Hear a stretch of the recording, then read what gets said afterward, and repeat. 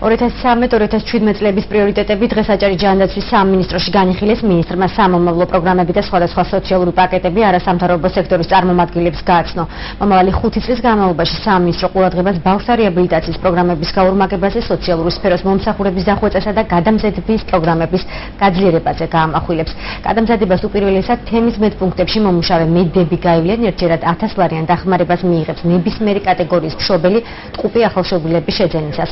ხელმისაწვდომი გახდება ჯანდაცვა. ბიუჯეტი 8,5 მილიონი ლარიდან კიდევ მილიონით გაიზრდება. მინისტრის განცხადებით პრიორიტეტები მხოლოდ იმ შემთხვევაში შეიცვლება, თუ კი ცვლილებები საქართველოს ჯანდაცვის სამინისტროს პრიორიტეტებში შევა.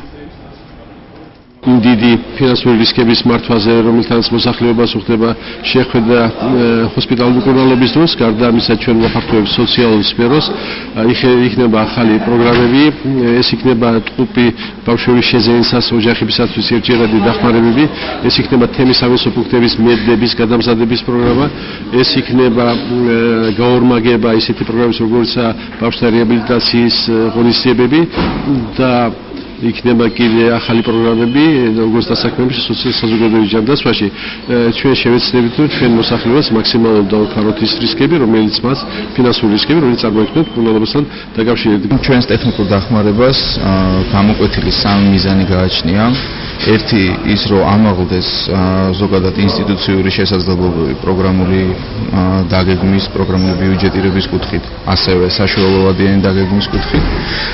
მეორე, შემუშავდეს პროგრამული ბიუჯეტირების სახელმძღვანელო, რომელიც იქნება ძალიან დეტალური გაიდლაინი, ესე ვთქვათ, თითოეული უწყებისათვის მთელი საბიუჯეტო პროცესის განმავლობაში და მესამე ეს არის სამოქალაქო ჩართულობის კომპონენტის გაძლიერება პროგრამული დაგეგმვის პროცესში. ჩვენ ორგანიზაციას ჰქონდა შეთავაზება ფსიქიკური რეაბილიტაციის ცენტრის გახსნის ქალაქ ბათუმში.